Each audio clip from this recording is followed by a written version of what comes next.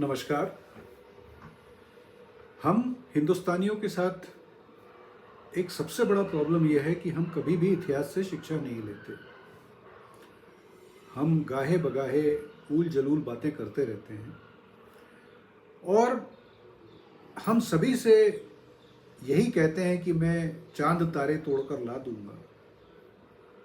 जैसा कि आपको पता है कि बिहार में चुनाव अनाउंस हो चुके हैं और वहाँ के घोषित जमानती तेजस्वी यादव ने कल एक प्रेस कॉन्फ्रेंस में कहा कि हम हर घर को जॉब देंगे, सरकारी नौकरी देंगे। तेजस्वी ये बताएं, बिहार में टोटल जनता जो फैमिलीज जो हैं वो 2.97 मिलियंस हैं, 2.97 करोड़। और ये रेफरेंस है 2023 का कास्ट सर्वे जो आपने कराया था उसका।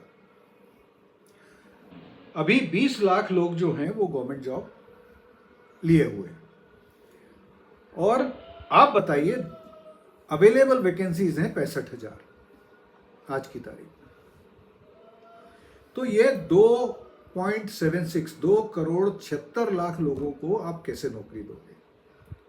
ये परसेंट में भी अगर आप ले लो तो 1337% होता है अप्रोक्सीमेटली, जो आप घोषणा कर रहे हो उसकी।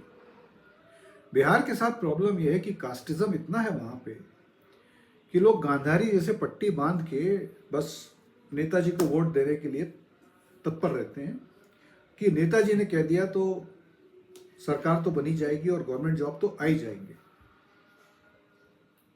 ये ठीक वैसा है कि हर आदमी अपने आप को गवर्नमेंट समझे, खुद जॉब ले ले और घोषित कर दे, मैं अपनी सरकार, मेरा जॉब ये होगा। कल ये कहेंगे कि साहब आप ही सरकार हैं, आप घोषणा कर दीजिए आप नौकरी में हैं, चाहे भले ही किसानी की नौकरी में हो, पंचायत सुधारने की नौकरी में हो, आप सरकारी नौकरी में। 9वीं फेल व्यक्ति या पास व्यक्ति क्या है ये पता नहीं, बट कुछ तो कंट्रोल रखो अपनी घोषणाओं पे। चारा नहीं है ये आप जो सब जगह बांटते चलो, हाँ भाई तुम भी खाओ, तुम भी खाओ, छोड़ दो पशु को कहीं भी, तुम भी खा लो, और पशु ना खाए तो खुद खा लो। तमाशा मचा के रखा है हिंदुस्तान में इन लोगों ने।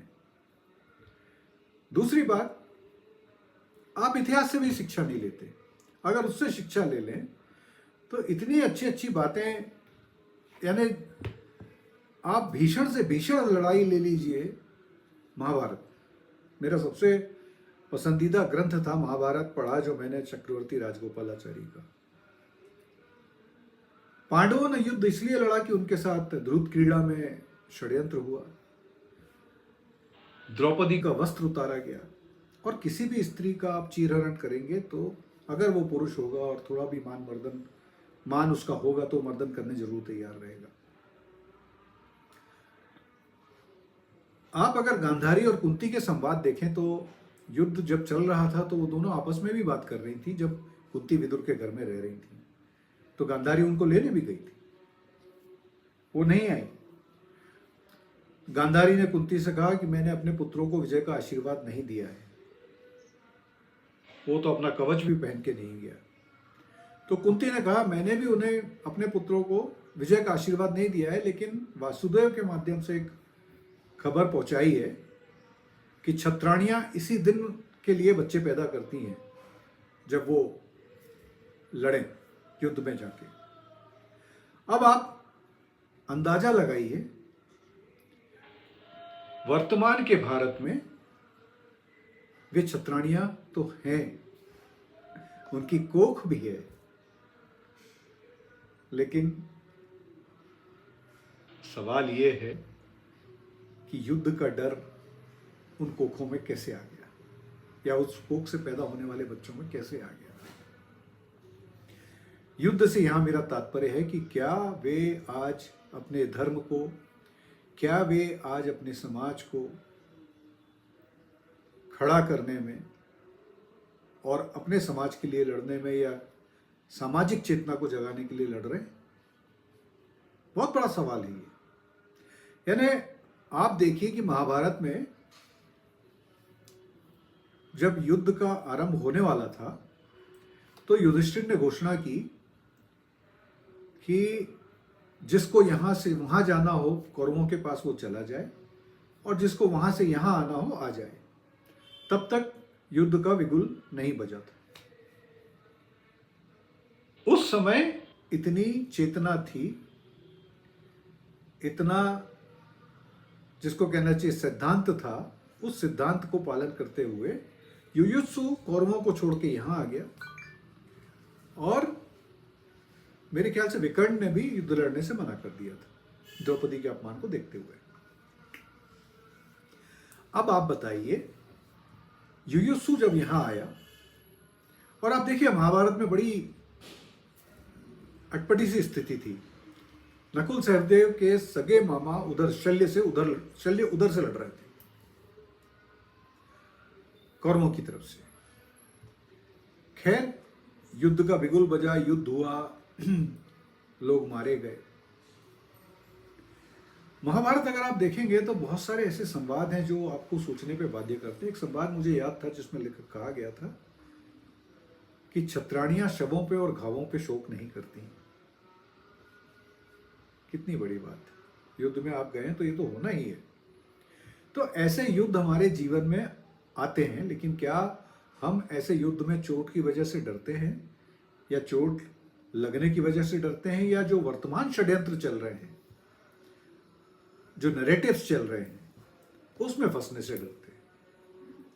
अभी बहुत सारे वामपंथी मित्र सीजीआई पे जो जूता फेंका गया या फेंकने की कोशिश हुई उसको लेके दुष्प्रचार कर रहे थे, और जब पता चला कि राजकिशोर जी खुद ही दलित हैं तो ये इनका जो क्रिएट किया हुआ फुग्गा था वो फूट गया।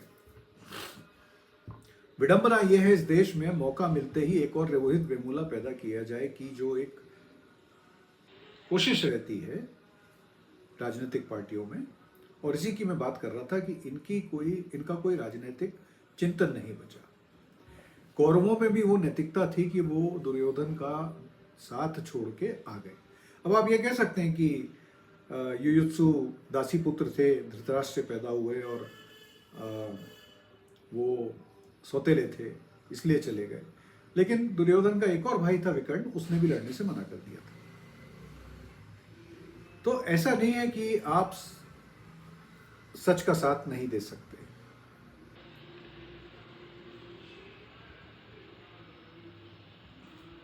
युद्ध में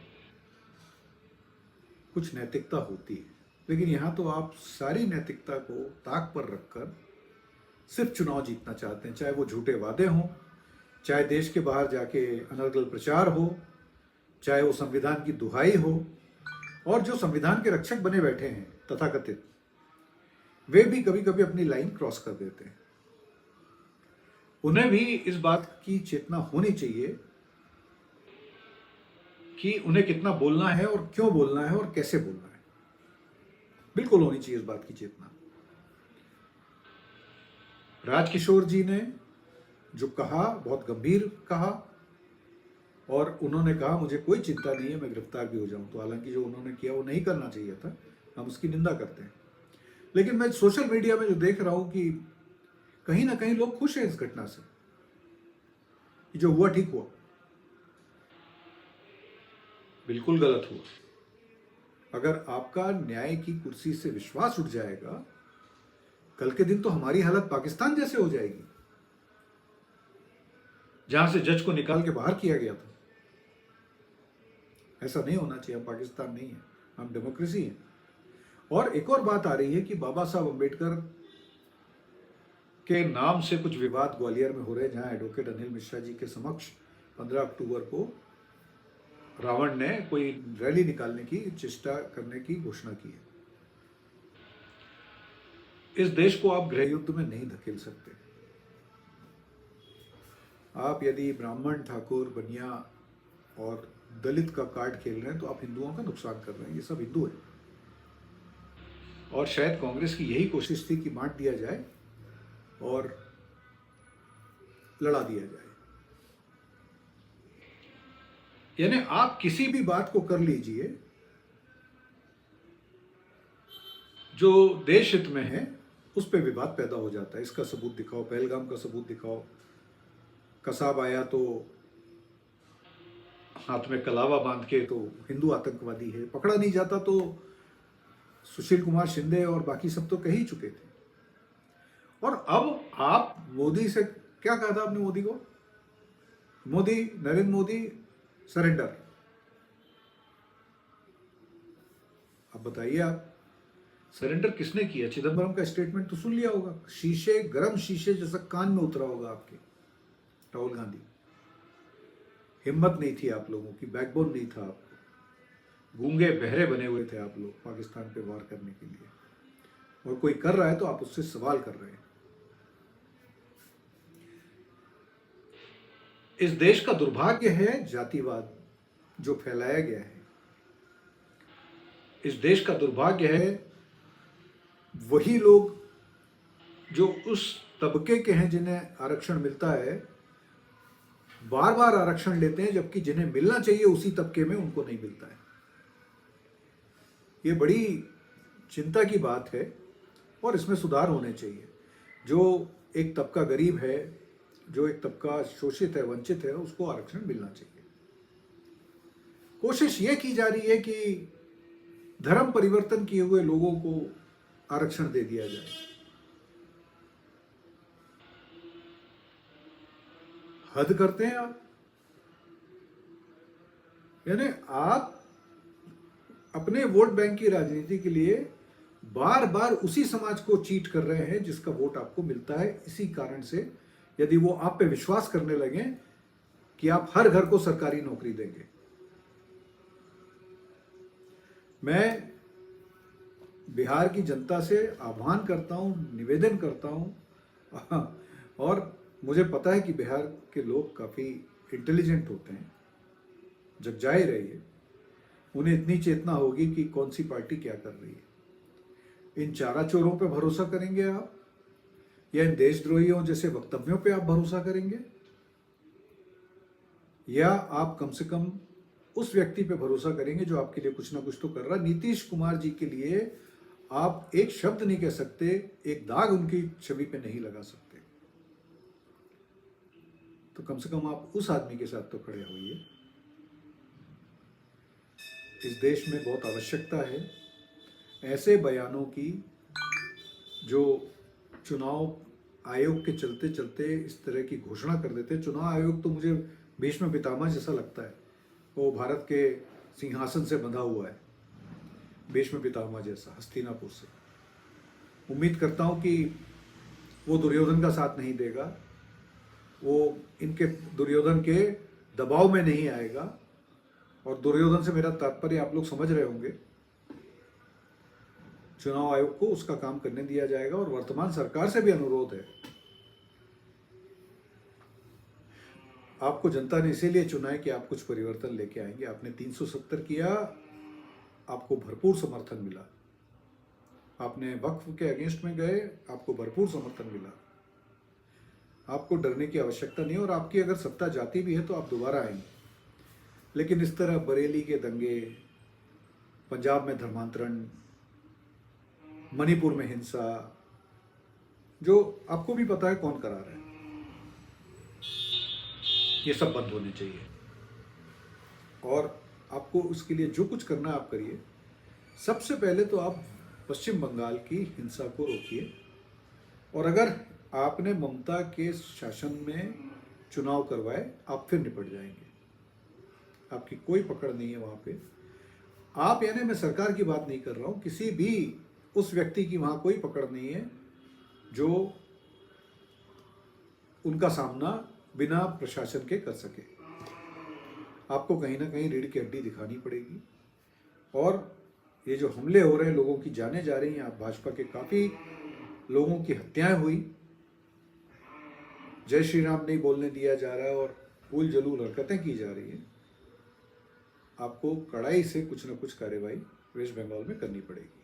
वरना अधीर रंजन की बात अगर माने जो कांग्रेस के नेता, वो कह रहे हैं कि आज नहीं तो कल मिदनापुर और एक और कोई जगह, 2 जगह का नाम लिया, वो बांग्लादेश आपसे मांग लेगा, बृहद बांग्लादेश के नाम से। तो जब आपको पता है तो ये छोटी छोटी पॉलिटिक्स आप ना खेलें, अपनी सरकारी कुर्सी ना बचाएं, अपनी सत्ता ना बचाएं, go all out, finish the, that's it. आपको पूरा समर्थन मिलेगा और आपको किसी से भी डरने की जरूरत नहीं है। थोड़ा माननीय से भी पूछा जाए सवाल कि आखिर पार्टनर इरादा क्या है, जरूर पूछा जाए। बस इसी बात के साथ आज का विराम। धन्यवाद।